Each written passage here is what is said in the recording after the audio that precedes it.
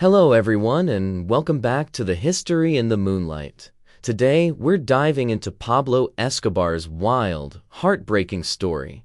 From a scrappy smuggler to a cartel boss ruling through cash and chaos, we'll walk you through his rise, the bribes, the blood, and the narco state he built. You'll feel the heat of the DEA's hunt, see how his love for family became his weakness, and witness the paranoia that brought him down. But before we start, don't forget to hit that like button, subscribe if you haven't already, and share your thoughts in the comments below. Thank you for being here. Together, we'll cover the past, piece by piece, and keep history's lessons alive. Medellín, in 1949, was a city divided. While the wealthy lived in mansions on the hills, 7-year-old Pablo Escobar shared a cramped brick house with his parents and 6 siblings in a working-class barrio. His mother, a school teacher, earned barely enough to keep food on the table. Witnessing this struggle planted 2 ideas in the boy's mind: contempt for legitimate paths to prosperity, and a conviction that poverty was a humiliation to be escaped at any cost. By age 8, Pablo was already showing the contradictions that would define him. Teachers noted his sharp mind. He devoured history books and could solve complex math problems. But that same year, neighbors reported finding their chickens missing, their fruit trees stripped bare. When questioned, the young Escobar stared back without flinching. His first arrest came at 12 for stealing a bicycle, though no charges were filed. An early lesson in how easily authority could be evaded with the right mix of charm and audacity.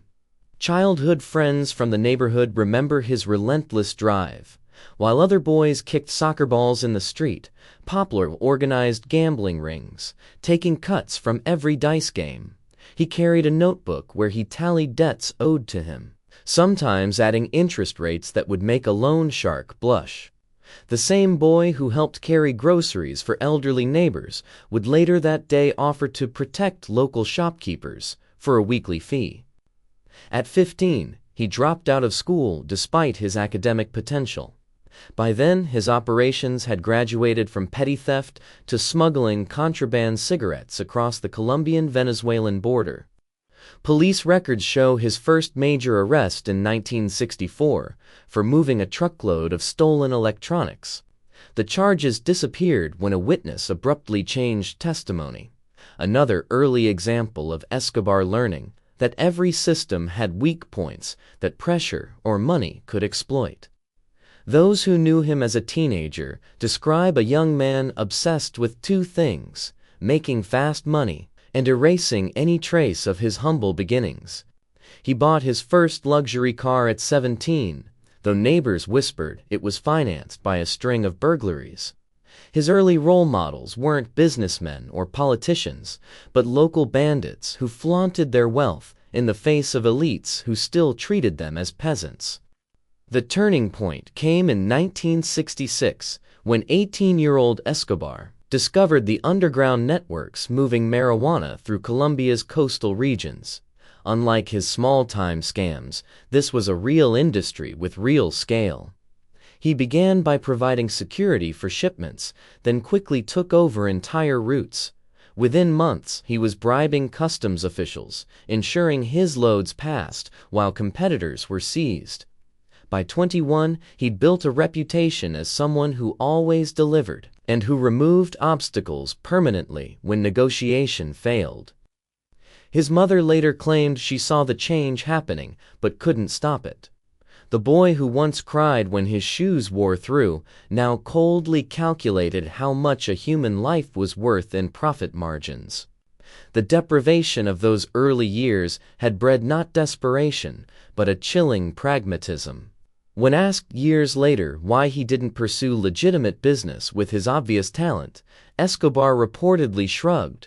Why plant trees when the forest is already full? By 1971, the stage was set.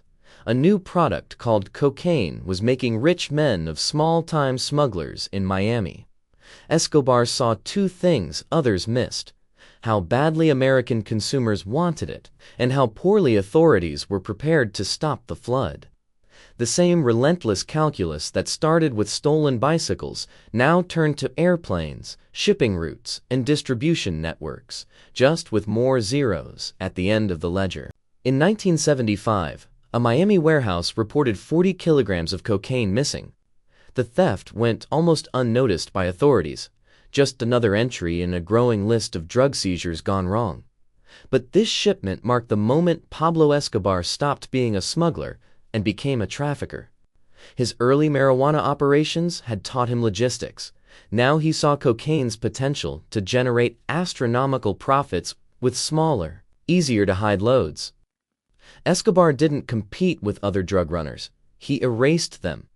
In Medellín that year, 3 mid-level smugglers who controlled routes to Panama disappeared within weeks. Their bodies were found with signs of torture, their families too frightened to claim them.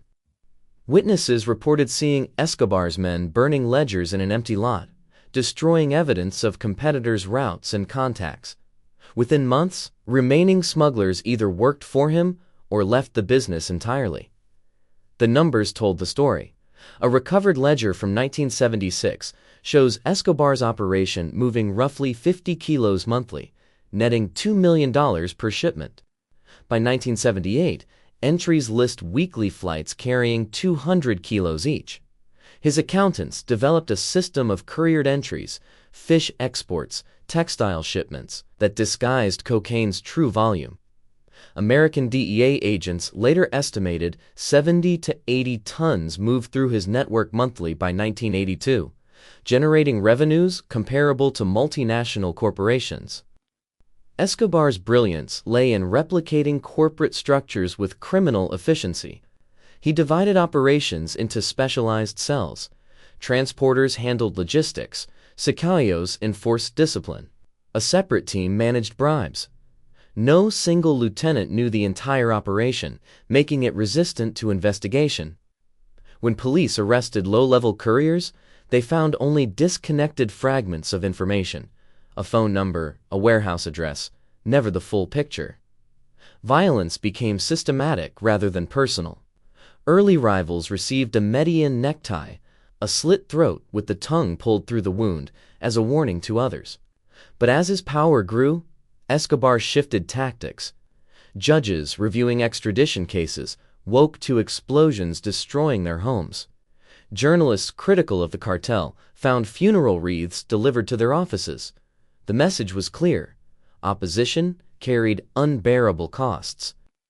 By 1979, Escobar didn't need to issue threats personally. His reputation did the work. A note passed to a Panama City banker read simply, "The gentleman prefers his money in cash." No signature was needed. The banker immediately released $5 million without paperwork. In Colombia's north, entire police stations abandoned drug patrols after anonymous letters listed officers' children's school schedules. The cartel took shape not through meetings, but through the gradual realization by everyone, competitors, officials, even ordinary citizens, that Escobar's power exceeded that of legitimate institutions. By the time authorities grasped the scale of his operation, he controlled not just drug routes, but whole sectors of Colombian society. Policemen collected his paychecks. Mayors attended his parties. To oppose him meant signing one's own death warrant. In the slums of Medellín, where Escobar built housing projects and soccer fields, parents told children he was a modern Robin Hood. In government offices, ministers whispered that legal action was pointless when he owned the courts. The cartel didn't need a formal structure. It became the unspoken reality everyone accommodated. Escobar's genius wasn't just moving drugs. It was making corruption the default. A judge in Bogotá received a plain envelope in 1981. Inside were 2 items: a bank draft for $50,000 and a small funeral wreath with a typed note reading, "Choose wisely." This was Escobar's signature approach: silver or lead, money or bullets. No middle ground existed. Within Colombia's justice system, This binary choice became the defining feature of the cartel era. Records from Colombia's Attorney General's office revealed the mechanics of institutional corruption. From 1979 to 1983, over 120 judges hearing drug-related cases resigned, transferred, or reversed their positions after receiving Escobar's gifts. One magistrate who refused a bribe watched his courthouse office explode minutes after ruling to extradite a cartel lieutenant. The bomb used military-grade plastique, identical to shipments stolen from an army depot 3 weeks earlier. Bank transfers tell part of the story.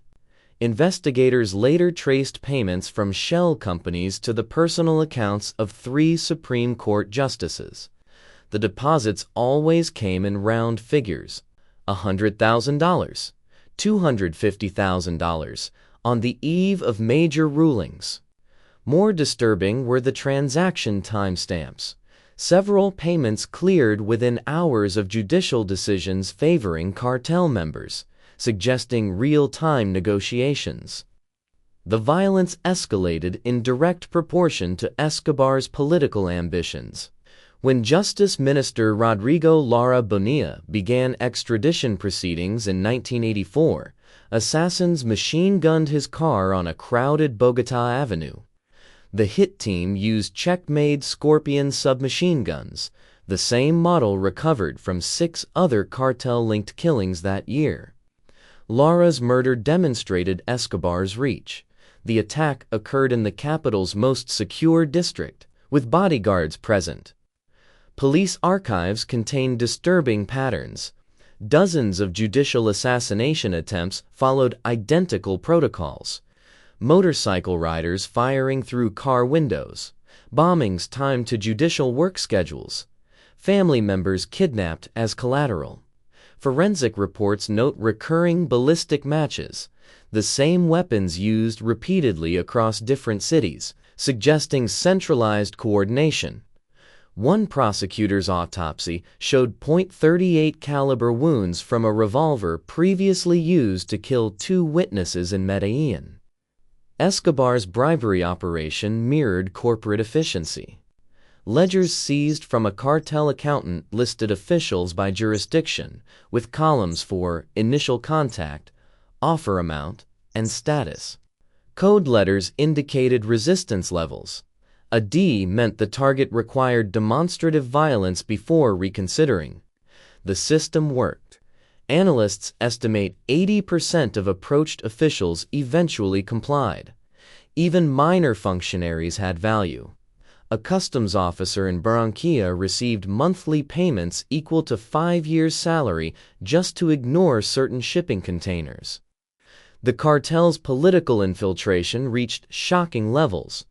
During a 1982 congressional campaign, Escobar's operatives distributed envelopes of cash at campaign rallies in front of journalists and police. No one intervened. Later investigations found 7 elected representatives had received cartel-funded properties as gifts. One congressman's mansion had been purchased through a Panama shell company, later linked to Escobar's money launderers. Court security became meaningless. In 1985, a judge reviewing extradition treaties arrived home to find cartel gunmen cooking dinner in his kitchen. They left uneaten plates of food alongside case files marked "Approved for extradition," now stamped "Closed" in red ink. The judge relocated to Spain the next day. The terror extended beyond individuals to institutions.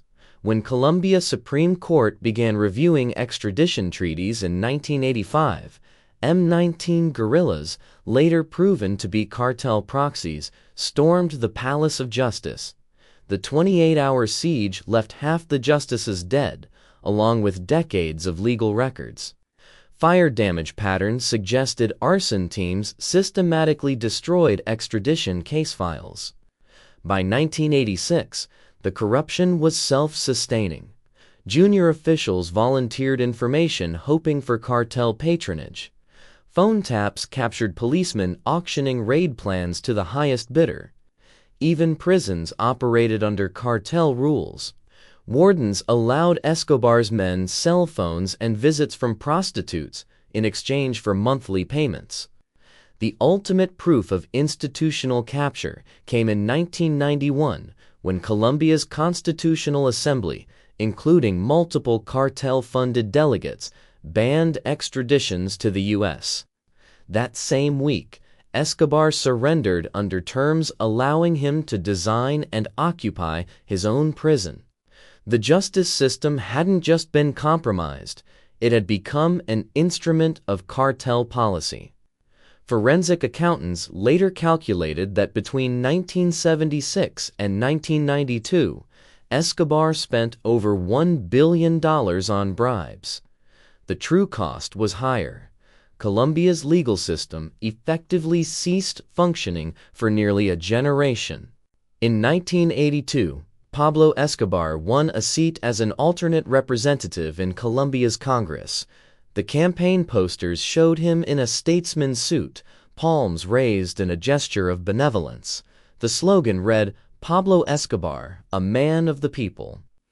The same hands that had ordered hundreds of murders now distributed school supplies to poor children for photo opportunities. His political strategy relied on two parallel systems of control. In Medellin's slums, construction crews worked around the clock building neat rows of concrete houses. Residents called them Escobar neighborhoods. Each dwelling had his name stenciled on the water tank. Schools appeared almost overnight, their walls painted with murals of Escobar shaking hands with smiling families. The cartel kept detailed records of these projects. One recovered ledger listed 540 houses built in a single year, each costing $2,850. Beneath the philanthropy ran veins of coercion. Community leaders who resisted the cartel's influence disappeared. Voting records from poor districts showed suspicious patterns. Entire blocks casting identical ballots, always for Escobar's allies. Poll workers reported armed men standing near ballot boxes, checking voter IDs against lists. One precinct recorded 98% turnout with 0 invalid votes, statistically impossible in normal elections. The Robin Hood image required constant maintenance. The cartel accountants set up a system called Oficina de Envigado to manage both charity and extortion. Weekly food deliveries arrived in neighborhoods with the message, "From Pablo's table." But merchants who refused to pay protection fees found their stores burned. The contradiction became glaring. The man who built soccer fields for street children also ordered the murder of a referee who displeased his team. Escobar's political ambitions soon met resistance. When journalists began investigating his drug links, their newspapers received bomb threats. One television station that aired critical reports had its transmitter blown up. The censorship wasn't subtle. Reporters knew which stories to avoid when cartel representatives visited newsrooms with envelopes of cash and lists of inappropriate topics. The extradition treaty with the United States became Escobar's breaking point. When the government moved to approve it in 1983, his political mask slipped. Congressional records show his representatives introducing last-minute amendments designed to cripple enforcement. When legal maneuvers failed, the threats began. Legislators supporting extradition received death notices in their mail. The Supreme Court president found a live grenade in his car. Public opinion turned through calculated terror. Cartel-funded newspapers ran daily stories depicting extradition as national humiliation. Radio broadcasts accused the government of surrendering Colombian sovereignty. At rallies organized by Escobar's operatives, crowds chanted, "Better a grave in Colombia than a jail cell in the U.S." The messaging worked. Polls showed urban support for extradition dropping from 75% to 40% in 18 months. The scale of Escobar's social engineering became clear in 1984. After Justice Minister Rodrigo Lara Bonilla pushed for his expulsion from Congress, assassins gunned him down in broad daylight. The murder triggered national outrage, but in Medellin's slums, thousands attended candlelight vigils for Escobar. They believed his narrative that he was being persecuted for helping the poor. Schoolchildren wrote letters pleading for his protection. The cartel's media operations grew sophisticated. A network of community radio stations broadcast Escobar's speeches uninterrupted. Pirate television transmitters showed footage of his charitable works on loop. When authorities raided one station, they found professionally edited videos depicting police as brutal oppressors. The propaganda portrayed every legal action against Escobar as an attack on the working class. By 1985, the government found itself outmaneuvered. Escobar had created a parallel legitimacy more powerful than elected office. His narco-populism offered what the state couldn't: immediate solutions to poverty, funded by cocaine dollars. When officials tried to dismantle his projects, residents formed human chains to protect Pablo's schools. The police hesitated to intervene, knowing any crackdown would be filmed and edited to show state violence against the poor. The ultimate test came with the Palace of Justice siege in November 1985. As M19 guerrillas stormed the building, cartel operatives distributed pamphlets claiming the attack was a patriotic act against corrupt judges. While the nation watched in horror, Escobar's media apparatus spun the event as proof the justice system needed dismantling. The siege left over 100 dead, including half the Supreme Court. But in the barrios, voices still blamed the government for provoking the violence. Escobar's genius lay in understanding that power flows from belief as much as from force. He didn't just bribe officials, he rewrote national narratives. The same communities that once distrusted drug traffickers now saw them as benefactors.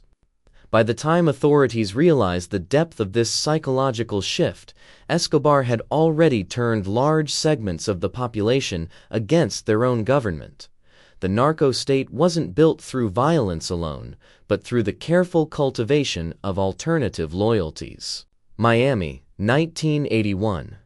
Emergency rooms across Dade County reported something paramedics hadn't seen before: young professionals and college students arriving with seizures and cardiac arrests. The coroner's office logged 3 times as many cocaine-related deaths that summer compared to 6 months prior. White powder, once reserved for elite social circles, was flooding middle-class neighborhoods. The DEA's Miami field office scrambled to understand the new distribution channels. Their surveillance teams observed nondescript cargo planes landing at small municipal airstrips after dark, unloading unmarked crates into refrigerated trucks. Coast Guard interdictions jumped 400% along the Florida Straits, but for every seized vessel, 5 slipped through. A smuggler caught off Key West admitted he'd made 12 successful runs already that year. Early intelligence pointed to a decentralized operation with no clear hierarchy. Drug Enforcement Administration agents traced separate smuggling rings back to common suppliers in Colombia, but paperwork trails dissolved at shell companies in Panama. Wiretaps revealed distributors referring to a shadowy patron called El Dictador, who demanded absolute loyalty. Arrested couriers would rather face life sentences than give testimony. The breakthrough came when analysts connected 3 separate money laundering operations. A Tampa bank teller noticed corporate accounts receiving regular 6-figure deposits from furniture exporters in Medellín. Similar transactions appeared at banks in Los Angeles and Houston, always involving Colombian businesses shipping improbable products like tropical plants or ceramic tiles. Customs records showed these companies only exported goods, never imported anything to Colombia. Miami DEA agents reconstructed the physical supply chain. cocaine arrived via multiple routes. Hidden in commercial airline or cargo holds, packed into speedboats crossing from the Bahamas, even concealed in shipments of frozen seafood. Distribution hubs operated from anonymous warehouses along the Miami River. Street dealers received pre-packaged ounces in fast food restaurant parking lots, never meeting their suppliers. By 1982, federal estimates suggested 70% of all cocaine in the U.S. originated from Escobar's network. Agents struggling to penetrate the operation faced structural obstacles. Distribution cells operated independently, with couriers knowing only immediate contacts. Money moved through layers of offshore accounts before disappearing into European banks.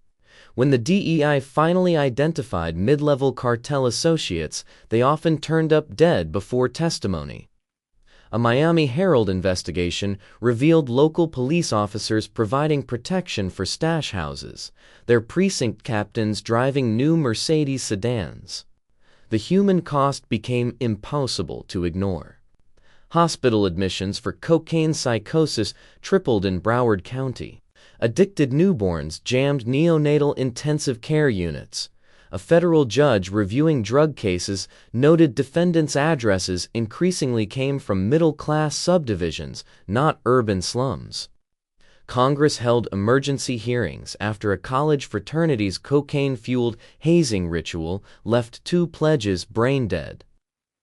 In 1982, Attorney General William French Smith declared Escobar's organization Public Enemy No. 1. The designation unlocked interagency task forces and military-grade surveillance technology. For the first time, the CIA shared satellite imagery with narcotics investigators. FBI analysts began mapping the cartel's U.S. infrastructure the way they tracked Soviet spy rings during the Cold War. The escalation came at a price. Cartel assassins murdered a DEA informant in broad daylight outside a Coral Gables shopping mall. A federal prosecutor received a funeral wreath at his office with a note, "Next time it won't be flowers." When extradition treaties between the U.S. and Colombia appeared imminent, cartel lawyers filed 200 simultaneous lawsuits challenging the agreements. By 1983, Escobar's face appeared on the DEA's most wanted list alongside international terrorists. His bounty reached $1.5 million, the largest ever offered for a drug trafficker. The agency established a dedicated operations center in Miami, staffed with Spanish-speaking analysts working around the clock. They finally had their target. Now they needed a way to reach him. On November 6, 1985, smoke billowed from the Palace of Justice in Bogotá. 35 M19 guerrillas stormed the building just before noon, taking 300 hostages, including nearly every Supreme Court justice. The siege wasn't random. The guerrillas went straight for the 11th floor, where extradition case files were stored. Over the next 28 hours, flames consumed decades of judicial records as trapped civilians choked on smoke. Forensic teams later identified the weapons used by attackers, Galil assault rifles supplied weeks earlier in a cartel-controlled warehouse. Serial numbers matched guns stolen from a military armory outside Medellín. Investigators found identical weapons 2 months prior at a cartel safehouse, confirming Escobar's involvement. Ballistics reports showed the same firearms had been test-fired in the Andes foothills before the attack, a dry one prosecutors later cited as evidence of premeditation. Surviving justices described surreal scenes. One watched guerrillas methodically sort through filing cabinets, burning only folders marked extradition. Another recalled hearing attackers' radio requests for specific case numbers before incinerating them. The execution-style killings shocked investigators. 12 justices died lined up against a marble wall, their hands bound with the same type of nylon rope used on cartel kidnapping victims. The operation bore Escobar's tactical fingerprints. Hostage negotiation transcripts show the guerrillas demanded one thing above all: the abolition of extradition treaties. Their commander referenced specific legal articles under review, details only someone with inside knowledge of the court would know. When special forces finally stormed the building, they discovered something chilling.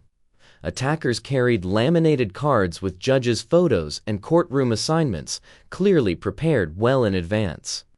Colombia's government initially blamed the M19 alone, but Treasury agents traced payments from cartel fronts to guerrilla leaders months before the siege. Phone records showed frequent contact between known cartel lieutenants and M19 commanders in the weeks leading up to the attack. The evidence pointed to collaboration between two groups that were supposedly enemies. Escobar had outsourced his assault on the justice system. The aftermath revealed the siege's true objective.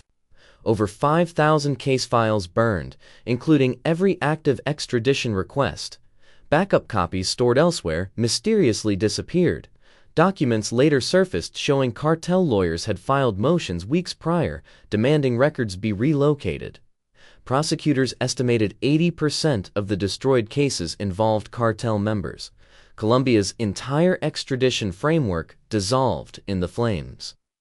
President Belisario Betancur waited 48 hours before authorizing military action, a delay that would haunt his administration. Soldiers reported taking sniper fire from adjacent buildings during the assault, suggesting lookouts were tracking their movements. When troops finally breached the palace, they found meticulous destruction. The Constitution drafting room had burned hottest, its metal cabinets melted into abstract shapes. Forensic specialists needed dental records to identify justices' remains. The psychological impact was immediate. Within hours of the siege ending, 3 judges resigned their posts anonymously. Prosecutors dropped narcotics cases mid-trial, claiming insufficient evidence. The Supreme Court suspended all extradition hearings indefinitely, exactly what Escobar wanted. Cartel lawyers immediately filed motions to dismiss pending indictments, arguing the judicial system was now illegitimate. International observers noted the precision of destruction. Important narcotics files were targeted, while unrelated civil cases remained untouched. The attackers destroyed evidence rooms containing confiscated cartel assets, but spared the building's cashier's office. Even in chaos, there was method. This wasn't random terrorism, but surgical dismantling of legal threats. Within weeks, Escobar's allies launched a media campaign portraying the siege as government incompetence. Newspapers ran editorials questioning why security forces took so long to respond. Cartel-funded mayoral candidates organized rallies demanding judicial reforms. The narrative shifted perceptibly, from condemnation of terrorism to distrust of state institutions. President Belisario Betancur declared a state of emergency, but the measures came too late. The message was irrevocable. No institution was beyond Escobar's reach. When the remaining Supreme Court justices reconvened temporarily in a military base, they worked under armed guard, reviewing cases from photocopied documents. The palace's charred skeleton stood as a daily reminder. Colombia's justice system had been broken, quite literally, by fire and bullets. In November 1987, a DEA agent in Miami International Airport noticed something peculiar. The same tan leather briefcase appeared in surveillance photos from 3 different couriers that week. All entered through separate terminals, each meeting different contacts. The briefcase had distinctive brass corner protectors and a small dent near the handle, details most people would overlook. This observation triggered the first real break in the Escobar investigation. The DEA had been tracking separate smuggling rings for years without connecting them. Now, analysts pulled archived surveillance footage from multiple airports. Side-by-side comparisons showed identical briefcases appearing in Los Angeles, Houston, and New York within 72-hour periods. Thermal imaging revealed modified lining compartments maintaining specific temperatures, crucial for preserving cocaine purity during transport. The discovery exposed a standardized courier system operating across the entire U.S. distribution network. Agents set up coordinated surveillance at 12 major airports. They documented handlers exchanging briefcases in food court bathrooms, airline club lounges, parking garage elevators. The patterns became predictable. Couriers always arrived on commercial flights from Panama or the Bahamas. They never checked luggage. Each carried a paperback novel with pages hollowed out to hold microfilm delivery instructions. Most revealing, every operative used the same brand of prepaid calling card within 30 minutes of landing. Wiretap analysts noticed another vulnerability. Cartel lieutenants insisted on daily check-ins, fearing betrayal if contacts went silent. Phone company records showed calls originating near major airports consistently routing through the same Bogotá switchboard. The DEA installed monitoring equipment along fiber optic cables in Panama, tracing calls backward through elaborate relay chains. They identified 3 principal phone numbers used for all U.S. operations, each answered by a different assistant at Escobar's Hacienda Nápoles compound. Investigators obtained search warrants for storage facilities near participating airports. Hidden compartments in industrial coffee grinders contained identical red ledgers, documenting shipment weights and purity levels. Handwriting analysis confirmed the same accountant initialed entries across multiple cities, a rare lapse in operational security. Even more telling, warehouse security footage showed monthly visits from a Miami accountant who always carried a distinctive Gucci briefcase. His bank records revealed 6-figure deposits from a Bahamas shell company. The surveillance expanded to Colombian airports. DEA observers at El Dorado International noted cartel associates boarding flights with empty briefcases, returning days later with matching tan leather replacements. Customs officials discreetly swabbed several cases, all tested positive for trace cocaine residue. Flight manifests revealed couriers consistently booked middle seats in row 12 or 16, positions allowing maximum visibility of both cabin and galley areas. Routine became predictability. Predictability became vulnerability. By early 1988, forensic accountants mapped branching networks of courier payments. Wire transfers flowed from Cayman Islands accounts to U.S. money brokers who distributed cash in preset amounts. $4,500 per domestic flight, $7,000 for international routes.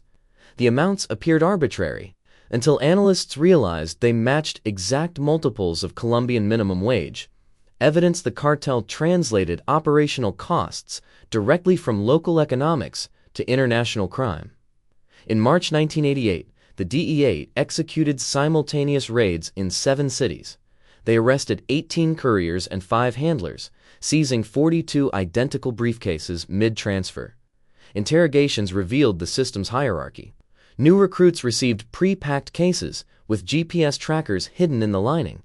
Veteran couriers earned the right to pack their own compartments, but had to submit to strip searches before flights. The operation's architect emerged through decoded notebooks. Jose Gonzalo Rodriguez Gacha, Escobar's chief of security and logistics. Communications intercepts captured panicked reorganizations after the raids. Cartel lieutenants implemented new protocols, rotating briefcase models, varying checkpoint times, but the damage was done. Investigators had names, phone trees, and most critically, Rodriguez Gacha's direct involvement. Analysts constructed an organizational chart showing 4 distinct command chains reporting to him. The pattern became clear. While Escobar played Robin Hood in Medellín, Rodriguez Gacha ran daily operations through military-style discipline. The briefcases provided physical evidence linking previously isolated cases. Fingerprints from seized cases matched latent prints on cocaine bricks seized months earlier. Fabric fibers connected storage facilities to stash houses. Most importantly, phone records tied the entire network back to Hacienda Nápoles, not through Escobar directly, but through his most trusted deputies. The DEA now had targets worthy of extradition requests. When Rodriguez Gacha's photo appeared on wanted posters in Bogotá, protocol breaches multiplied. Couriers began refusing assignments. Handlers used unapproved phones. The meticulously engineered system started fraying under pressure. Prisoner interrogations revealed growing paranoia. Couriers now received lie detector tests before assignments. Handlers changed safe house locations hourly. Escobar's insistence on total control created vulnerabilities. Every new security measure generated more detectable patterns. By 1989, the DEA had identified 7 of Escobar's 8 primary lieutenants. All their names appeared on extradition requests that would reshape the coming manhunt. The briefcase network unraveled further when police arrested a Miami accountant carrying deposit slips for all major courier payments. His ledger listed recipients by codename, alongside birthdays and familial details, information meant to ensure loyalty through intimidation. Instead, it gave investigators psychological leverage. They began arresting couriers at their children's school events or elderly parents' homes, times and places the ledger noted they'd be emotionally vulnerable. The strategy worked. Multiple couriers flipped, providing testimony tying the transportation network directly to cartel leadership meetings. The hunt for Escobar had entered its decisive phase. The accountant's mistake seemed minor at first. In June 1992, a cartel bookkeeper forwarded an invoice to the wrong safe house, one already under DEA surveillance. The document contained no addresses, just coordinates and a property reference number. But it revealed something critical. Escobar's accountants were tracking safe house expenses down to the peso. This financial meticulousness became his undoing. Investigators traced the reference number to a Medellín real estate database, exposing a hidden compound in the city's El Poblado district. The man who moved billions now worried about grocery receipts. Escobar's descent into paranoia manifested in increasingly erratic security protocols. His inner circle shrank from dozens to just 5 trusted bodyguards. Surveillance teams observed absurd precautions. Food tasters sampling meals 3 hours before serving. Identical decoy vehicles departing compounds simultaneously. A seized cartel memo instructed drivers to vary routes randomly, then listed 6 approved options, creating detectable patterns anyway. Psychologists reviewing intercepted communications noted classic narcissistic collapse, grandiosity alternating with persecution mania. The kingpin who once held audiences like a pope now trusted no one's loyalty. The DEA exploited this isolation. Analysts noticed cartel communications shifting from landlines to short-range walkie-talkies, a tactic meant to evade wiretaps that instead revealed Escobar's locations through radio triangulation. His security teams used coded phrases for movements, but the codes were predictable. Painting the house always meant relocating to the north side of Medellín. Visiting Aunt Maria indicated travel to Envigado. These patterns allowed surveillance teams to narrow possible hideouts from hundreds to dozens. Intercepted letters between cartel wives revealed growing discontent. Escobar insisted his family move weekly between properties, often waking them at 3 a.m. for sudden relocations. His teenage son complained in one message about missing school constantly. The DEA tracked these restless movements through prepaid cell phone purchases. Each new safe house required fresh phones purchased from different stores. Agents mapped the purchases geographically, noticing clusters near specific neighborhoods. Operational security deteriorated further when Escobar fired veteran bodyguards over imagined slights. Replacements lacked training in counter-surveillance. One rookie guard made a fatal error. He used the same payphone daily to call his girlfriend. DEA eavesdroppers captured him describing the boss's new place with the red balcony. The detail matched on the 12 buildings in Medellín. Surveillance teams staked out each one. Psychological profiles predicted Escobar's next misstep. Narcissists under pressure typically seek validation from dwindling inner circles. True to form, Escobar demanded daily loyalty pledges from remaining lieutenants. These ritualistic meetings created fixed routines. On July 22, 1992, a surveillance plane filmed bodyguards arriving at a nondiscreet apartment building at precisely 10:15 a.m., the same time as the previous 3 days. Thermal imaging showed extra body heat signatures on the 3rd floor. Escobar's final mistake was technological. Paranoid about phone taps, he ordered communication through written notes delivered by motorcycle couriers. But these couriers took shortcuts, recycling the same few bikes. A traffic camera captured one such motorcycle parked outside a known cartel lawyer's office, then later outside the El Poblado compound. The connection was undeniable. The cartel's financial discipline also faltered. Where Escobar once laundered money through intricate networks, he now hoarded cash in safe houses. Stacked bills require space. Utility records showed suspicious water usage at a supposed vacant property. Thermal scans detected body heat near the laundry room, where soundproofed vaults were often built. Narcotics agents cross-referenced these findings with architect plans from the city permit office. By late 1992, Escobar's world had shrunk to a handful of locations. His insistence on controlling every detail created observable rhythms. Midday meals always included mango juice delivered from one specific market. Laundry was done on Tuesdays using a particular detergent. These trivial preferences became geographical markers tracking his movements. The ultimate lapse came through family ties. Against all security protocols, Escobar arranged a birthday party for his daughter at a compromised safe house. Surveillance teams recorded catering deliveries, musical equipment rentals, even a clown booking, all tracing back to a single walled compound in Los Olivos. When Colombian commandos raided the property days later, they found meticulous records of every visitor, every meal, every guard rotation. Escobar's obsession with control had documented his own vulnerabilities. The breakdown cascaded from there. Arrested bodyguards, starved of Escobar's leadership, provided crucial details about his dwindling list of hideouts. Phone taps revealed lieutenants questioning orders. The once impenetrable operation now leaked from every seam.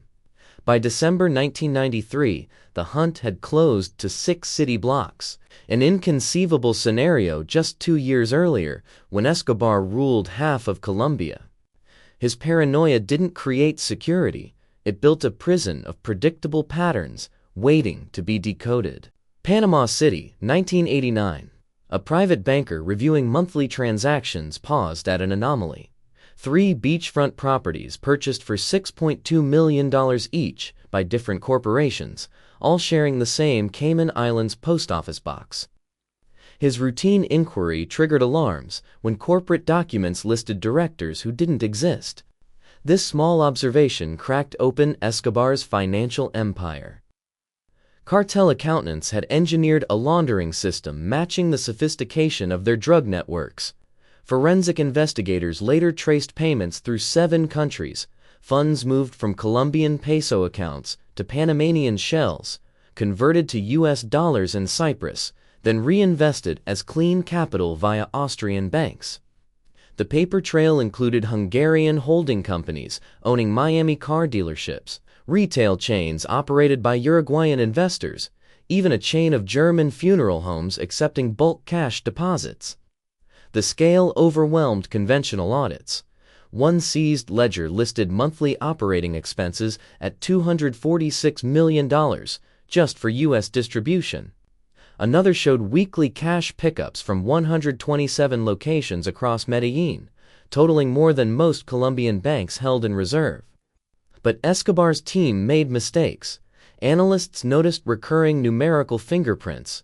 Payment amounts ending in .57 matched the exchange rate on specific dates, revealing when funds crossed borders. Property records became critical evidence. Investigators mapped holdings worth billions. A cattle ranch in Argentina purchased through 15 layered companies. A Bahamas resort developed with laundered drug proceeds. Even a stake in a Spanish football club. The acquisitions followed patterns, always 25 to 30% below market value to avoid tax scrutiny, never mortgaged, often standing empty for years. Satellite imagery showed cartel warehouses built with intentional design flaws, extra loading docks disguised as windows, ventilation systems masking cocaine's chemical scent. Accountants adapted law enforcement tactics. When U.S. authorities began tracking wire transfers over $10,000, Cartel couriers moved exactly $9,999 at a time. Facing currency export limits in Colombia, they bought undervalued emeralds by the kilogram, reselling them overseas at true market prices. A seized operations manual specified how to structure deposits: never more than 17% of a bank's daily transactions, always split across multiple tellers. The financial web unraveled through sheer volume. DEA analysts processed 1.4 million pages of bank records, noting repeating anomalies. Colombian construction firms billing identical amounts to separate projects. Miami importers declaring suspiciously heavy shipments of feather products. A single month's commerce data showed 87 containers of Venezuelan coffee exported to Finland, a country importing almost no coffee from South America. Each container's weight matched the payload capacity of cartel smuggling planes. Asset seizures became tactical weapons. In 1990, U.S. Treasury agents froze $89 million in New York real estate, including a Fifth Avenue office tower partly owned by a cartel front. Panama's government confiscated 37 properties after tracing payments to a murdered accountant's notebooks. Even small forfeitures hurt. The seizure of a Houston car wash chain disrupted cash flows to 6 distribution cells. Escobar's financial operatives grew reckless under pressure. A Miami money broker kept meeting notes with cartel branding on the paper. Hungarian property buyers used sequential passport numbers when registering companies. Most damning, investigators found cartel bookkeepers still filing Colombian tax returns. Their declarations of legitimate income provided roadmaps to hidden illicit assets. Bank security footage captured the moment the system fractured. In Zurich, a nervous courier deposited $700,000 in sequentially numbered bills, a violation of basic money laundering protocol. The bills' serial numbers matched confiscated ransom payments from a kidnapping case. Within hours, international warrants froze 143 accounts holding $850 million. Forensic accountants exploited psychological blind spots. Narcotics agents created fake shell companies mimicking cartel fronts, then watched which legitimate businesses transacted with them. The scam exposed 2 Florida yacht brokers, a London art dealer, and a Tokyo golf resort, all unknowingly processing cartel cash. Airline records showed cartel accountants favoring specific Lufthansa flights to Frankfurt, leading German police to safety deposit boxes stuffed with bearer bonds. The financial siege had cascading effects. Colombian authorities seized Hacendinopolis after tracing its water bills to a cartel courier's mother. A botched property transfer in Spain revealed Escobar's sister owning a Madrid apartment purchased with unmarked bills. Even small expenses betrayed patterns. Cartel bodyguards all insured their weapons through the same Bogotá broker, whose records listed armory locations. By 1993, asset forfeitures totaled $2.1 billion globally. The figure sounds immense when compared to the $5.7 billion investigators estimated remained hidden, some buried in Colombian jungles, most evaporated into offshore labyrinths, but the damage was done. Frozen accounts forced lieutenants to riskier cash movements. Confiscated properties eliminated safe houses. Escobar's financial arm, once an untraceable machine, now hemorrhaged vulnerabilities. The final blow came from an unexpected quarter. IRS investigators noticed cartel lawyers consistently overpaying U.S. taxes by precisely 3%, a tactic meant to avoid audits that instead flagged every return.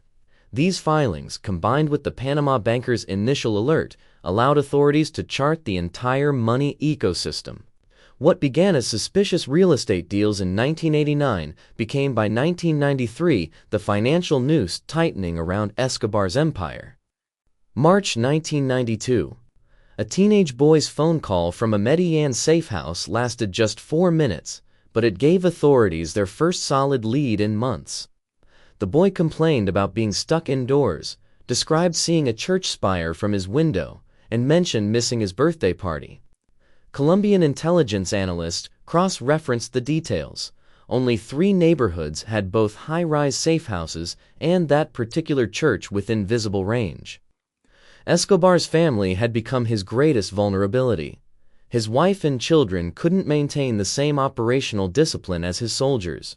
Surveillance teams logged repeated security lapses, his son using the same video arcade twice a week, his wife visiting a favorite hair salon despite the risk.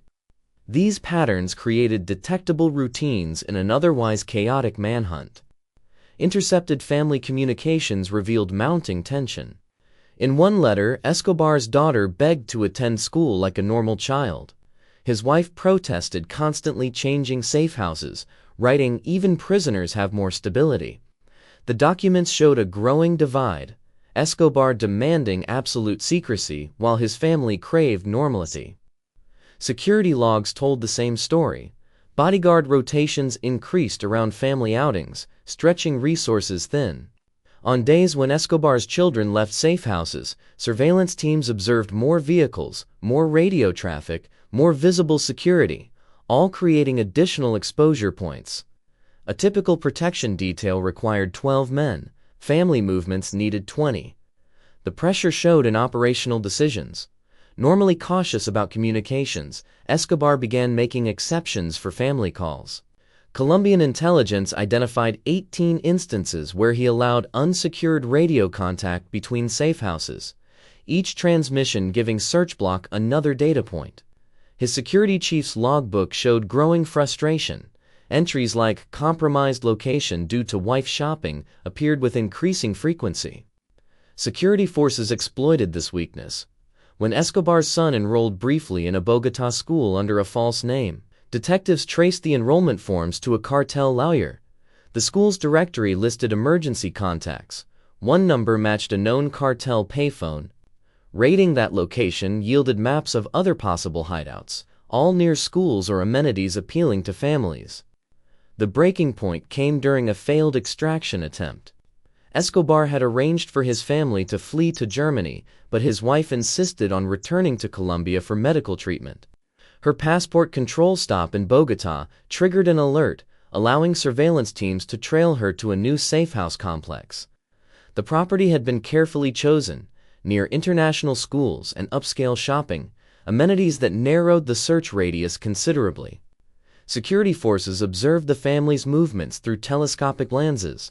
They noted exact meal times, laundry schedules, even when blinds opened and closed, all indicators of Escobar's likely presence. Thermal imaging showed one bedroom consistently occupied during daytime hours, suggesting someone sleeping when others were awake. In intercepted letters, Escobar's lieutenants warned about the risks. One memo stated bluntly, "The children are leaving digital footprints everywhere." Another complained about Escobar canceling planned relocations at his wife's request. The operational discipline that had kept him hidden for years was eroding under family pressure. The final misstep involved a birthday present. Against all security protocols, Escobar authorized a delivery of expensive sneakers for his son. Investigators tracked the purchase to a Miami boutique, then followed the shipping paperwork to a Medellín import company operated by cartel fronts. Surveillance teams staked out the warehouse listed on customs forms, one of only 12 locations capable of handling such specialized shipments. When Colombian forces raided the compound in December 1993, they found property records indicating Escobar had overruled his security team's recommendations on the location. The safe house was closer to shopping districts and good schools than tactical considerations would normally allow. Family needs outweighed operational security. After the raid, Escobar's wife and children surrendered to authorities. Their statements to investigators revealed the psychological toll: children who hadn't seen sunlight in months, a wife suffering panic attacks from constant relocation.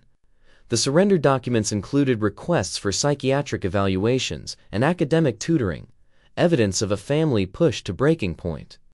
In the end, Escobar's insistence on keeping his family close created a fatal contradiction. The man who trusted no one could not bring himself to distrust his own blood, even when their needs compromised his survival. The security apparatus designed to make him invisible was undone by the most human of weaknesses: the desire to be a father and husband under impossible circumstances. The surrender agreement in 1991 appeared flawed from the start.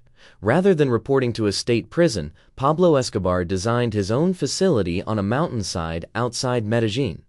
Satellite images showed construction crews working around the clock, not on bars and cells, but on a sprawling complex with a soccer field, jacuzzi, and luxury suites. Visitors arriving at La Catedral found armed guards checking credentials, not state police, but cartel soldiers still on Escobar's payroll. The blueprints told the story government officials ignored. Original designs submitted to Colombian authorities showed standard prison blocks. Revised plans, approved after cartel lawyers made unspecified adjustments, added extra floors, private meeting rooms, and a helipad disguised as a water tower. Construction records showed military-grade concrete for walls, imported Italian tiles for the bathrooms. The warden's office included bulletproof glass and a tunnel leading to the perimeter fence. Visitation logs revealed how thoroughly Escobar controlled operations. Weekly guest lists included cartel accountants delivering financial reports, hitmen receiving new assignments, even mid-level traffickers attending strategy sessions. Guards logged every visitor but never searched briefcases, writing that one arrival carried $2 million in cash bundled as family gift packages. Surveillance photos showed Escobar hosting lavish dinners where guests arrived with folders of documents, not gifts. DEA analysts monitoring satellite feeds noticed anomalies immediately. Thermal imaging captured 20 to 30 heat signatures nightly, far exceeding the handful of inmates officially housed there. Movement patterns showed no attempt at confinement. People wandered between buildings freely. Most telling were the vehicles, black SUVs arriving every Friday night, their license plates matching cars previously seen at cartel safe houses. Inside, Escobar maintained full operational control. Intercepted phone calls revealed him dictating memos to lawyers, approving drug shipments, even ordering assassinations. One recording captured him chastising a lieutenant for poor cocaine quality, a conversation that should have been impossible from prison. Others showed him arranging meetings with corrupt politicians who traveled to La Catedral under diplomatic cover. The breaking point came in July 1992, when Colombian officials attempted to transfer Escobar to a standard prison. His soldiers opened fire on government helicopters. Intelligence intercepts revealed his contingency plan, a fleet of armored vehicles hidden in underground garages, ready to evacuate him if necessary. Surveillance teams spotted excavators expanding the tunnels days before the standoff. Prison guards provided the most damning testimonies. Several later confessed they'd been instructed never to enter certain areas after dark. One recalled seeing Escobar's personal chef preparing meals laced with sedatives, apparently for prisoners who knew too much. Another described finding bloodstains in the negotiation room after suspicious nighttime meetings. Financial records showed La Catedral becoming a cartel banking hub. Visitors smuggled uncut diamonds in toothpaste tubes, bearer bonds sewn into jacket linings. One corrupt guard testified about Escobar conducting million-dollar transactions via fax machine, with signed contracts later burned in an ornate brass fountain. The prison even had its own accounting office, staffed by cartel bookkeepers maintaining financial records under the guise of personal files. Satellite surveillance finally exposed the charade. Time-stamped images showed construction crews installing a steel-reinforced panic room under the main gilding. Others captured Escobar's guards conducting tactical drills, racing from the soccer field to defensive positions along the walls. The most revealing shot showed fully armed patrols walking perimeter fences at midnight, something no normal prison required. Colombia's government hesitated until another scandal emerged. Intelligence reports confirmed torture sessions inside La Catedral. Rivals interrogated under bright lights with power tools laid out on nearby tables. Forensic teams later found blood spatter patterns inconsistent with typical prison violence, concentrated in one soundproofed room with drains in the floor. November 1992 delivered undeniable proof of escape preparations. DEA surveillance spotted helicopters landing at night, staying just long enough to offload supplies. Thermal scans revealed suspicious heat blooms along the western fence line, later confirmed to be earth-moving equipment digging escape tunnels. Colombian commandos raiding the site found rappelling gear, gasoline stockpiles, and maps showing exit routes through the jungle. The prison had become operational headquarters for an organization still moving tons of cocaine. Warehouse inventories showed weekly deliveries of satellite phones, encrypted radios, and laptop computers. Guards intercepted messages about drug flights departing from airstrips adjacent to the complex. Even the chapel served a dual purpose. Its bell tower housed antennas linking to cartel communications networks. Colombian authorities finally admitted their mistake when Escobar walked out in July 1992. Rather than submitting to transfer, he simply disappeared into the tunnels hours before soldiers arrived. Engineers inspecting the escape route found it professionally constructed with ventilation shaft and emergency lighting. Maps discovered in abandoned guard stations outlined multiple backup exits, all prepped in advance. The Le Carte Droit's gift book provided the final irony among the looted offices. The last signed entry read, "See you soon, Pablo," above a doodled smiley face. The prison built to contain him instead became his most brazen headquarters, a concrete joke at the state's expense. Commission reports later concluded Escobar never spent a single day as an actual prisoner. Satellite images taken after the escape told the full story. Demolition crews pulling apart the complex discovered false walls hiding walk-in vaults filled with shredded documents. The soccer field covered buried containers, one still packed with weapons and bundles of cash. Investigators estimated over $100 million passed through the prison during its operation, funding the cartel's war chest until the very end. Medellín, 1992. A technician adjusted the sensitivity dials on a radio direction finder, searching for ghost signals in the static. The search block had deployed 16 of these units across the city, each tracking brief bursts of encrypted chatter. For months, Escobar's radio discipline had been impeccable. 10-second transmissions on rotating frequencies, but under siege, mistakes started surfacing. Military-grade triangulation equipment gave authorities their first real advantage. DEA technicians used ANPRD-12 intercept systems, originally designed for Cold War signal intelligence. The suitcase-sized units could isolate transmissions within 50 milliseconds, crucial for catching Escobar's lightning-quick calls. Antenna arrays atop strategic buildings created overlapping coverage zones. When a signal flashed, technicians compared timestamps from 3 receivers to pinpoint its origin. Escobar's security protocols worked against him. His insistence on short-range walkie-talkies to avoid phone taps created predictable radio behaviors. Bodyguards checked in hourly from fixed positions around safe houses.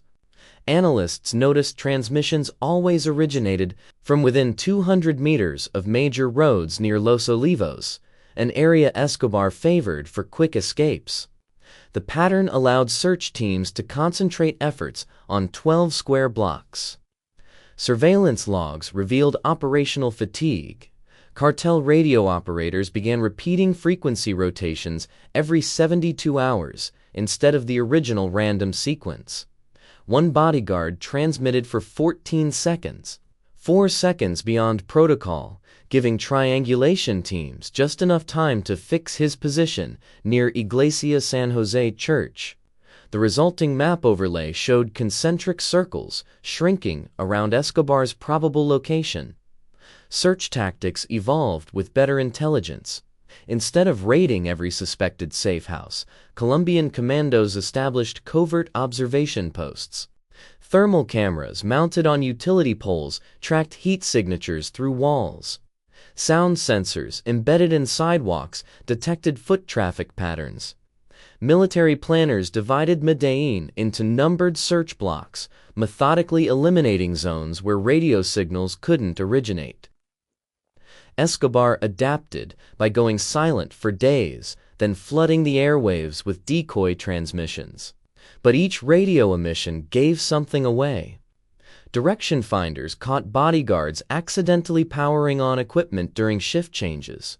One lieutenant's headset briefly picked up local FM radio, proving he was near a known transmission tower. Analysts built profiles of each radio operator's breathing patterns and button press rhythms to distinguish real communications from distractions. The technological arms race escalated. Cartel technicians modified radios to hop between frequencies faster, but Searchblock deployed new wideband receivers that could follow the jumps. When transmissions moved to higher frequencies to evade detection, direction finders adjusted. Each adjustment produced narrower probable locations, from neighborhood blocks to specific buildings. Critical mistakes compounded. A bodyguard radio-shielded his safe house with foil-lined raw paper, not realizing it created a detectable RF shadow. Another transmitted while standing near a west-facing window. The sunset's angle helped analysts calculate the building's height. Thermal imaging then identified the only third-floor apartment retaining daytime heat from electronic equipment. November 1993 delivered the breakthrough. A maintenance crew accidentally cut power to a city block. Backup generators kicked in everywhere except one building, a middle-class apartment complex that mysteriously had no outage. Triangulation units noted radio traffic spiking moments after the blackout, then vanishing. Surveillance teams moved in. The final transmission came December 2 at 2:15 p.m. A bodyguard's panicked call about unfamiliar vans lasted 9.5 seconds, just enough for triangulation. Receivers at San Javier Hospital, Prado Centro, and the water treatment plant intersected perfectly at a modest brick apartment. Commandos watching the roof spotted a lookout scrambling inside. Thermal scans showed multiple armed men on the second floor. At 3:45 p.m., radio silence fell across all known cartel frequencies. Monitoring stations reported eerie quiet.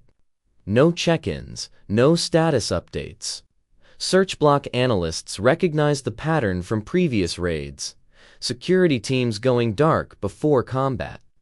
The triangulation maps hadn't just predicted Escobar's location. They captured the moment his communications web collapsed.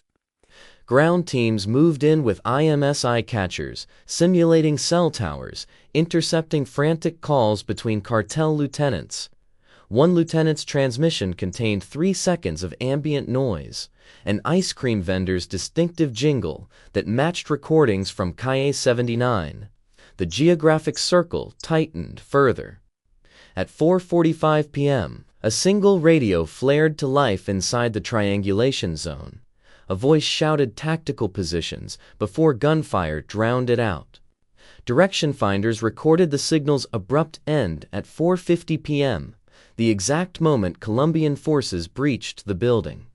The radio logs would later confirm Escobar's last safe house had been found not by informants or surveillance, but by the electronic fingerprints of his own crumbling command structure. December 2, 1993 began like any other day in Medellin's Los Olivos neighborhood. Residents navigated past police checkpoints that had become routine over the months-long manhunt. Few noticed the increased military presence near a modest 2-story home on Calle 79.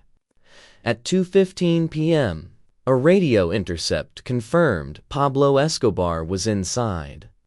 The Colombian search block moved to seal off surrounding streets, unaware they were about to write the final page in history.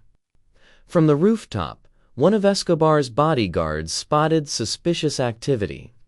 His panicked radio transmission lasted just 9 seconds, enough for triangulation units to pinpoint their exact location. Thermal imaging showed multiple heat signatures on the second floor.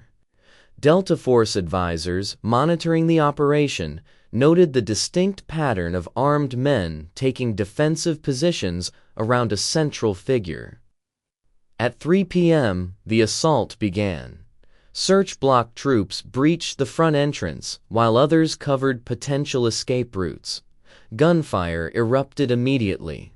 Escobar's security team had prepared for this moment. Ballistic evidence later showed cartel members using overpowered rifles capable of penetrating body armor, while police returned fire with standard-issue submachine guns. The chaotic exchange lasted approximately 20 minutes. Escobar and his bodyguard made a desperate run for the roof.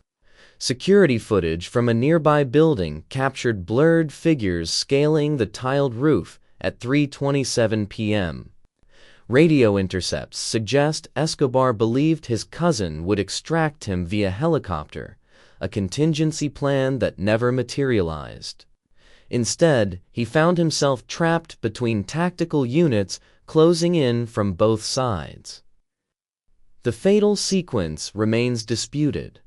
Official reports state that Escobar was shot while attempting to return fire.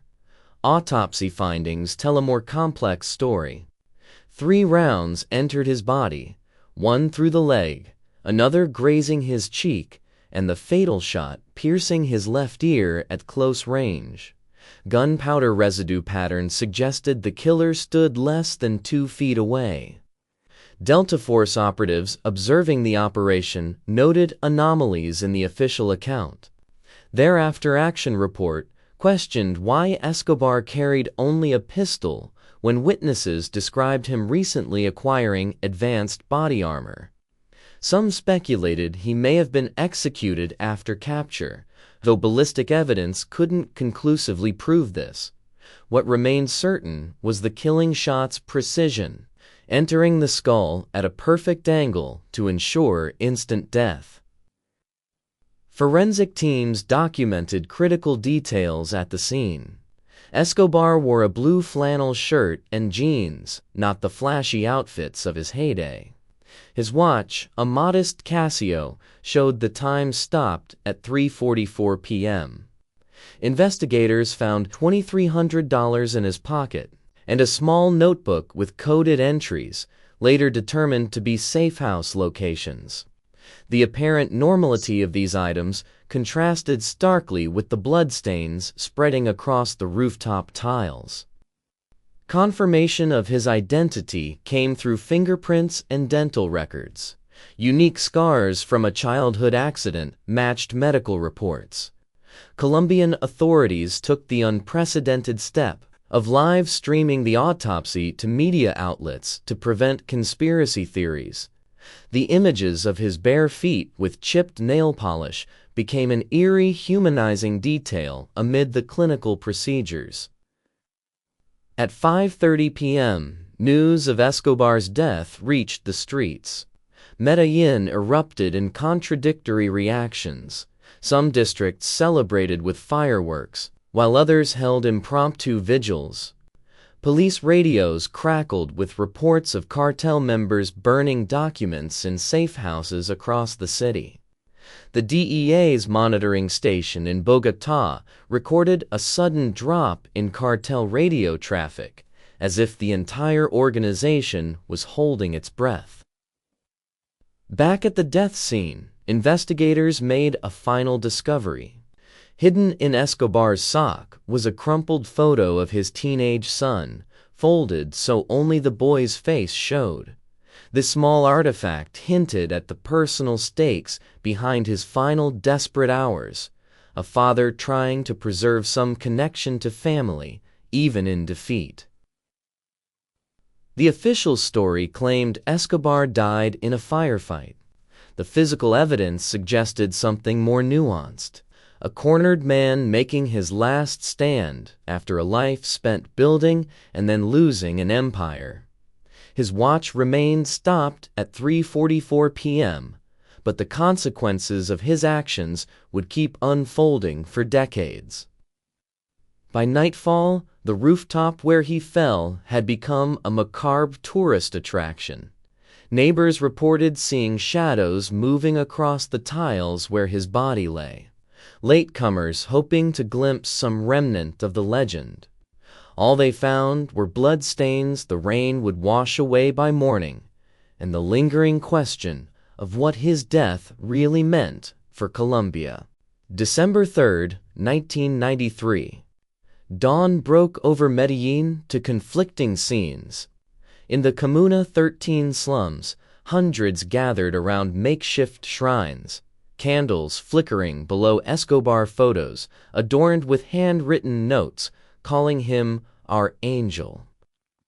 8 kilometers away in Poblado's wealthy districts, champagne corks popped at sidewalk cafes.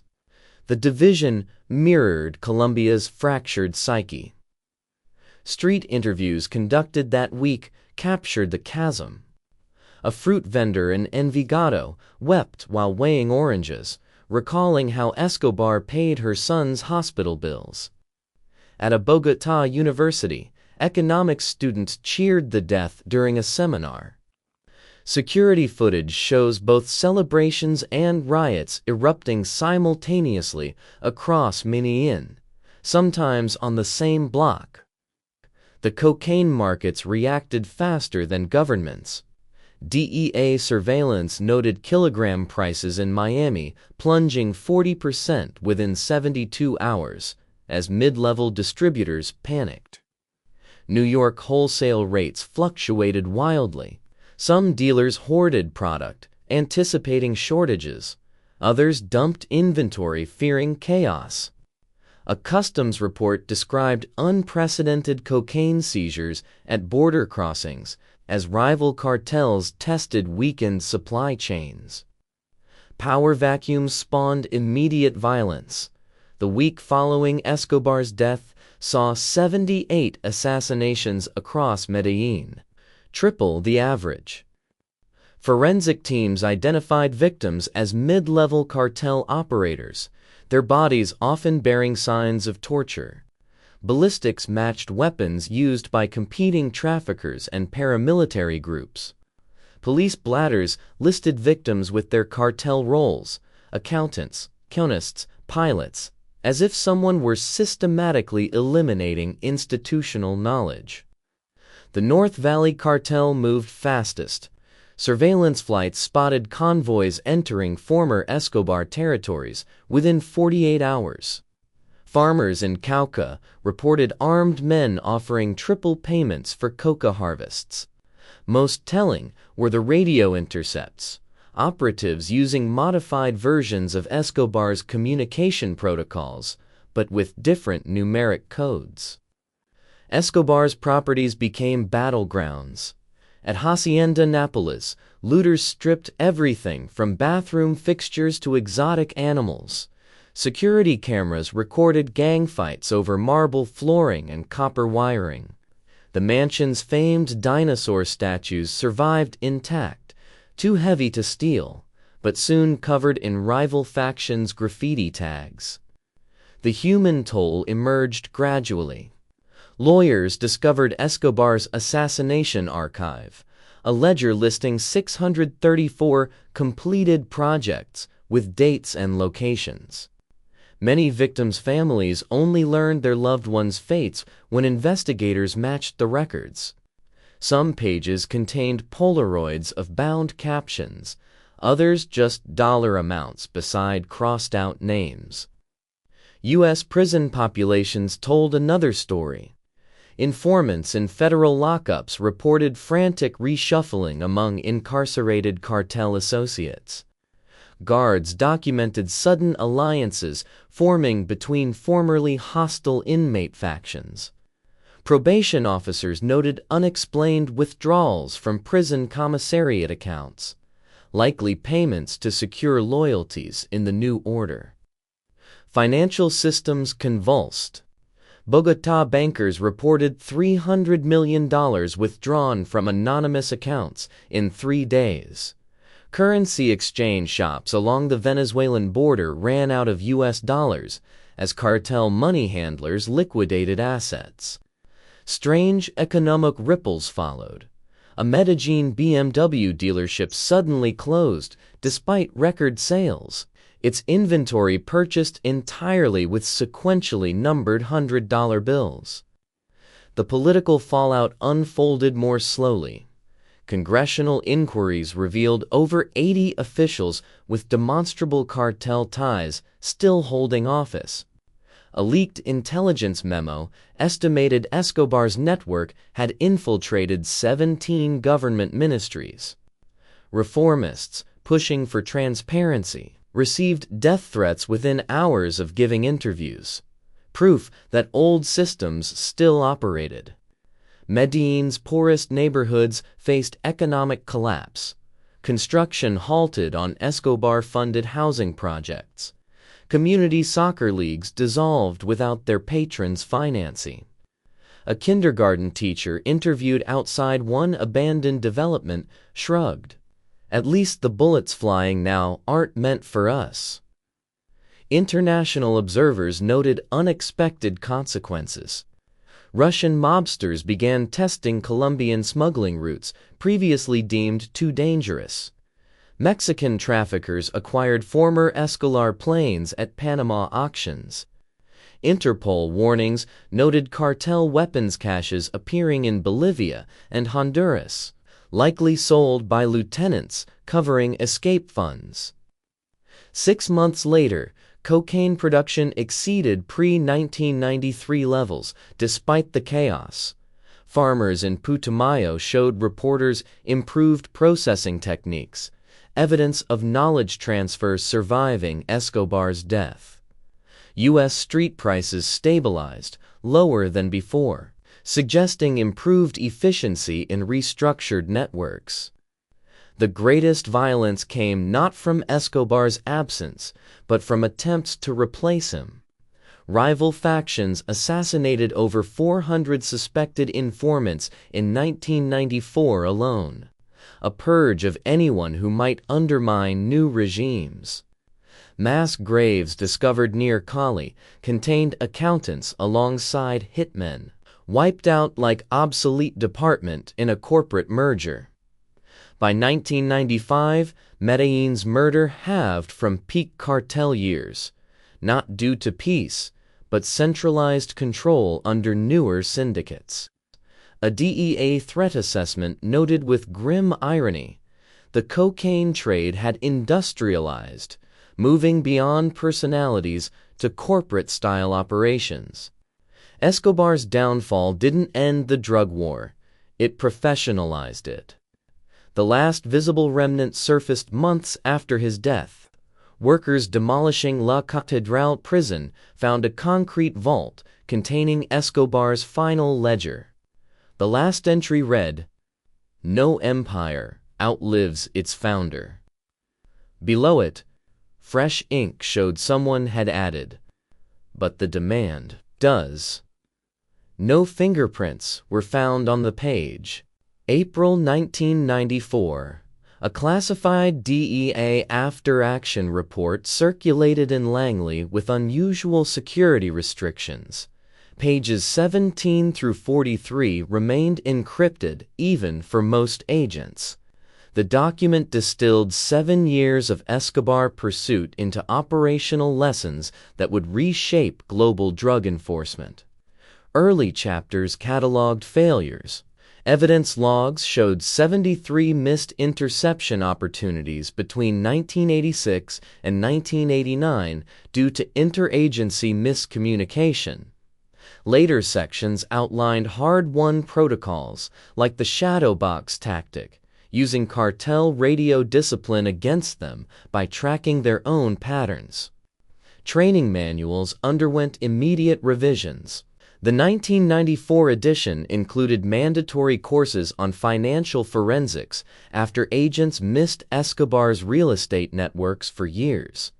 New interrogation modules focused on familial leverage points, a direct result of seeing how Escobar's security eroded through his son's movements. Most significantly, the DEA standardized radio triangulation drills modeled on the Medellín search blocks, complete with exact replicas of cartel transmission equipment. Colombian reforms went deeper. The National Police created a dedicated anti-extortion unit after discovering cartel bribery attempts continued post-Escobar. Court systems implemented clean room protocols. Judges reviewing drug cases now worked from secured facilities with rotated personnel. Surveillance technology upgrades included thermal cameras matching those that pinpointed Escobar's final hideout. The operational pivot became clear in case files. A 1995 Miami investigation into Cali cartel operations used Escobar-era financial tracking to dismantle a shell company network in weeks rather than years. Agents noted how Cali operatives had studied Escobar's mistakes, using disposable couriers instead of radios, laundering through cryptocurrencies rather than property. The DEA adapted by redeeming NSA data mining tools previously reserved for counterterrorism. Critical shifts occurred in extradition procedures. Post-Escobar treaties allowed faster deportations with fewer appeals. A 1996 precedent permitted using intercepted communications as sole evidence if verified by signal intelligence, a direct response to cartels exploiting legal loopholes. Colombian prosecutors gained access to real-time DEA financial tracing, closing the intelligence gaps that once let Escobar move billions undetected. The human lessons proved equally valuable. Psychological profiles updated to account for narcissistic collapse patterns seen in Escobar's final months. Training scenarios now included modules on pressure points, how prolonged stress degrades even meticulous operational security. Perhaps most critically, the DEA emphasized patience. Escobar wasn't caught through one breakthrough, but through relentless pressure on hundreds of small vulnerabilities. Intelligence sharing protocols transformed. The CIA's former need-to-know restrictions gave way to integrated task forces after assessments showed Escobar exploited bureaucratic divides. A unified database tracked Pertel associates' familial connections, a system inspired by tracing Escobar's wife's shopping habits. Satellite surveillance priorities expanded from trafficking routes to include luxury real estate purchases matching cartel laundered money profiles. The report's most sobering conclusion addressed escalation. Cartels after Escobar operated more like corporations, less visible, but more resilient. Mexican traffickers adopted his smuggling innovations while avoiding his flamboyance. DEA threat assessments noted the emergence of corporate cartels with decentralized structures explicitly designed to prevent another single-point failure like Escobar's death. Legacy operations continued targeting Escobar's network years later. A 1998 money laundering case traced back to offshore accounts he established in 1989. His pilots, mechanics, and chemists became prized recruits for new cartels, their skills sharpened under his regime. The DEA estimated it took nearly a decade for traffickers to fully adapt to the countermeasures developed during his manhunt. Technology outpaced some reforms. By 2000, encrypted messaging rendered radio interception less effective. Cartels shifted to Bitcoin before most banks understood blockchain. Yet core investigative frameworks, the financial tracing, the familial pressure tactics, the institutional patience remained rooted in the Escobar pursuit. The final pages of the after-action report contained an unexpected admission. Despite expending $1.7 billion and 2,800 agent years, cocaine purity levels in U.S. cities stabilized within 18 months of Escobar's death. The real lesson wasn't defeating cartels, but managing their evolution. DEA administrators circled one sentence in red: "We didn't win a war, we cataloged a blueprint." Modern cartel strategies still echo Escobar's innovations. The corruption playbooks, the populist narratives, the compartmentalized operations. But so do enforcement tactics. when a Sinaloa cartel lieutenant was captured in 2019 using nearly identical radio protocols to Escobar's. DEA veterans recognized the pattern immediately. The cycle continues, just with different players on both sides. 20 years after Operation Searchblock, retired agents could still recall the exact timbre of Escobar's intercepted voice, not just for its menace, but for what it taught them.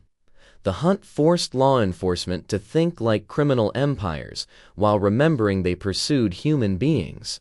Perhaps that dual perspective, more than any tactical manual, became the enduring lesson of those brutal years. The faded mural in Comuna 13 shows a smiling Pablo Escobar handing soccer balls to children. Fresh flowers sit beneath it even now, 3 decades after his death. This image captures Colombia's divided memory, a man simultaneously remembered as terrorist and benefactor depending on which street corner you stand. Modern Medellín grapples with this duality daily. In the Museo Casa de la Memoria, exhibits documenting Escobar's victims play just blocks from souvenir shops selling cartel-themed merchandise. Taxi drivers offer narco tours past his former safe houses, while victims' families protest outside government buildings.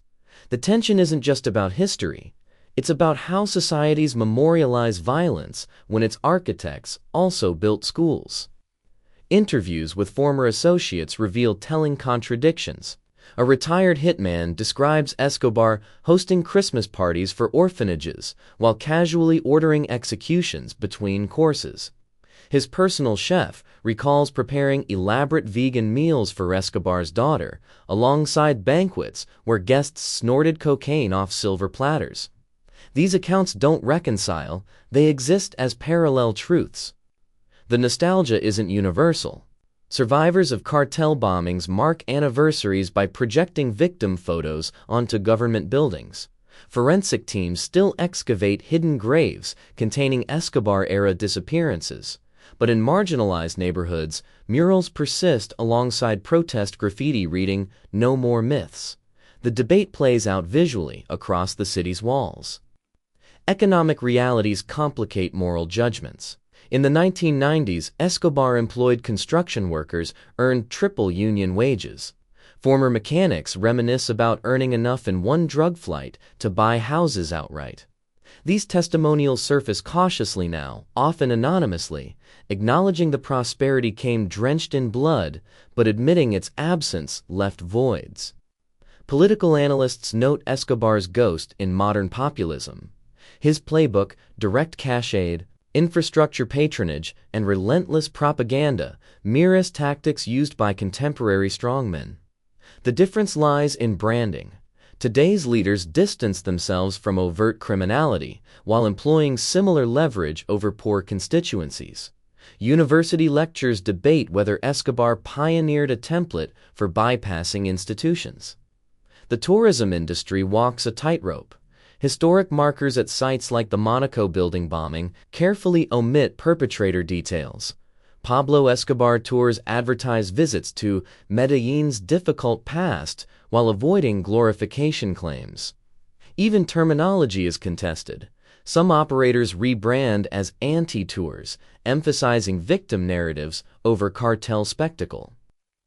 Artistic depictions split along generational lines.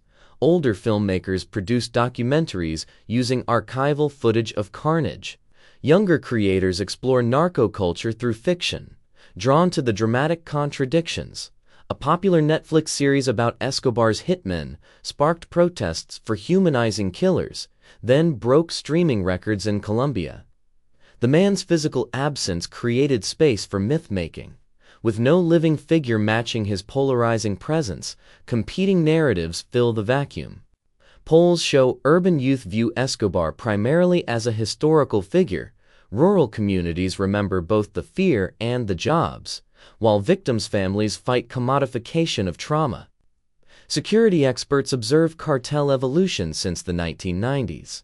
Modern syndicates carefully avoid Escobar's mistakes. No flashy architecture, no political campaigns, no personal cults.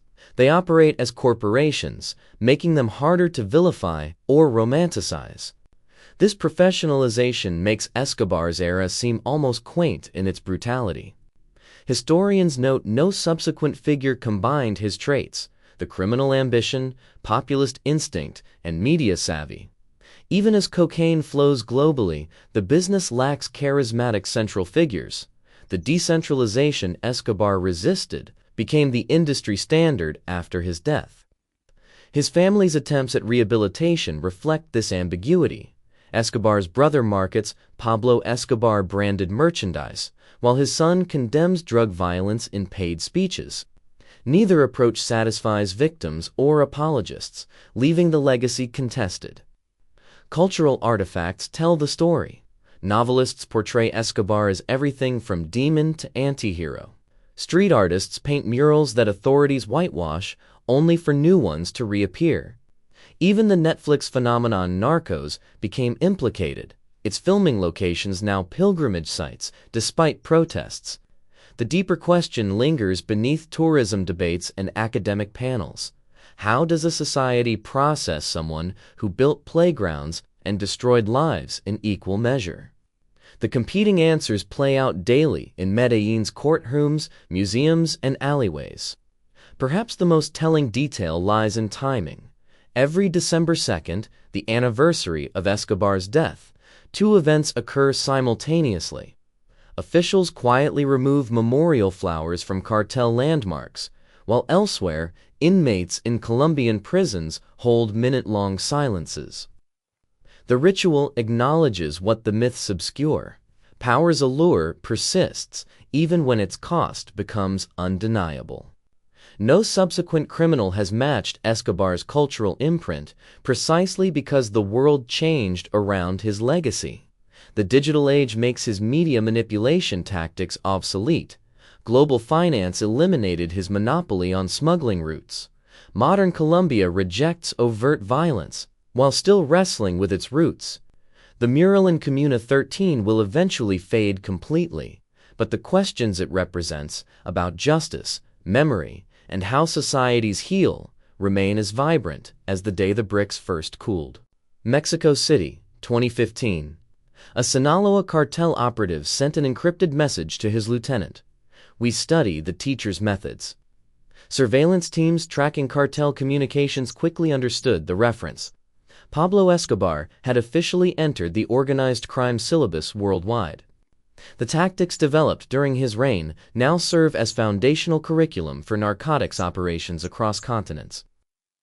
Criminal enterprises adopted Escobar's playbook with alarming precision. A DDA threat assessment documented Mexican cartels replicating his security protocols. Radio check-ins limited to under 10 seconds. Financial transactions structured to bypass reporting thresholds. Bribes calculated as percentages of official salaries. Even the architectural features of Escobar's safe houses reappeared in Tijuana compounds. False walls, thermal insulation to mask heat signatures, multiple escape tunnels.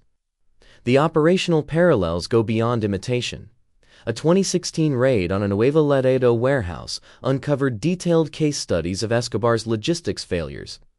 Traffickers had analyzed his mistakes to refine their own networks. Where Escobar relied on radio communications, they shifted to encrypted messaging apps. His centralized command structure gave way to autonomous cells, reporting through intermediaries. The ghost of Medellin's errors shaped modern cartel evolution. Transportation methods showed direct lineage. Escobar pioneered semi-submersible drug submarines. Today's cartels deploying nearly undetectable narco-torpedoes. His early cocaine flights through Caribbean corridors evolved into transatlantic routes using commercial airliner smuggling compartments. DEA seizure reports note identical concealment methods, lithium-lined compartments maintaining product purity, just upgraded with modern materials. Political infiltration tactics mirror Escobar's model but scaled exponentially. A leaked Mexican military briefing described mayoral candidates receiving suitcases of cash at luxury hotels. Precisely Escobar's technique, albeit with cryptocurrency transfers supplementing physical payments. The cartels learned his most enduring lesson. Democracy costs less than bullets when properly manipulated. Anti-money laundering units face obstacles Escobar would recognize. Investigators tracing cartel assets found familiar shell company structures, import-export firms moving improbable products, real estate purchased through Caribbean trusts. Only the currencies changed, with Bitcoin wallets replacing briefcases of cash. Forensic accountants estimated Mexican cartels laundered $25 billion annually using methods directly adapted from 1980s meth. Violence as public relations persists in coded form. Where Escobar funded soccer stadiums, modern traffickers finance viral narco-corridos, glamorizing their exploits. His strategy of selective philanthropy continues through viral social media campaigns. Cartel-sponsored food banks documented for TikTok audiences. The theatrics of power adapted to the digital age without changing substance. Security forces confront upgraded versions of Escobar's tactics. His radio discipline evolved into encrypted mesh networks. The Plato or Plomo choice now comes with corporate branding, threats delivered via professionally edited videos instead of funeral wreaths. Even his propaganda strategies scaled through algorithms, with cartel-friendly content flooding regional platforms. The persistence of Escobar's model reveals an uncomfortable truth. A 2019 Rand Corporation study found cartel operational efficiency improved despite increased enforcement spending. Modern traffickers move larger quantities with lower seizure rates by perfecting, not abandoning, Escobar's template. Current trafficking routes demonstrate this escalation. Cocaine now flows through West Africa to Europe along corridors established during late-stage Medellín operations. Seizures in Ghana show identical concealment methods: frozen seafood shipments, hollowed lumber cargoes, just with improved counterfeit documentation. The DEA documented Sinaloa operatives reactivating Escobar's old Balkan routes through Serbian crime networks. Perhaps most telling are the institutional memories preserving his strategies. Deported cartel members in U.S. prisons teach newcomer recruits using handwritten manuals, distilling Escobar's principles. An intercepted Mexican penitentiary training syllabus included verbatim passages from Escobar-era security protocols, updated for smartphone surveillance risks. The ultimate tribute came from cartel leadership itself. When Joaquim El Chapo Guzman stood trial in New York, prosecutors presented evidence of his Escobar studies, notebooks analyzing Medellín's financial vulnerabilities and law enforcement patterns. The student had surpassed the teacher in scale, while adhering to core principles. Counter-narcotics teams now face a paradox. Every tactical advance against cartels drives further refinement of Escobar's original model. When authorities developed radio triangulation, traffickers adopted encryption. As financial tracking improved, they diversified laundering through cryptocurrencies. The cycle continues endlessly. Seizure statistics reveal the model's resilience. Despite drones, AI analysis, and international task forces, annual cocaine production has doubled since Escobar's death. Purity levels in consumer markets remain stable, evidence of supply chains now more robust than ever. The final irony may be geographic. Medellín, once the epicenter of cartel violence, now exports security consultants to Mexico and Central America. Former search block officers train foreign agents in tactics developed against Escobar. The hunter and hunted continue evolving in lockstep. Law enforcement's greatest realization came slowly. Escobar didn't create the narcotics trade, he simply optimized it for scale. Modern cartels prove the business model works independently of any individual. The infrastructure persists, adapts, thrives. As dawn breaks over new trafficking routes, old lessons echo. The shadows stretching across borders today still carry the DNA of that Medellín basement where Escobar first calculated how to move kilos undetected. The players change, the game doesn't. Pablo Escobar's rise and fall reveals how ambition, unchecked by morality or consequence, inevitably becomes monstrosity.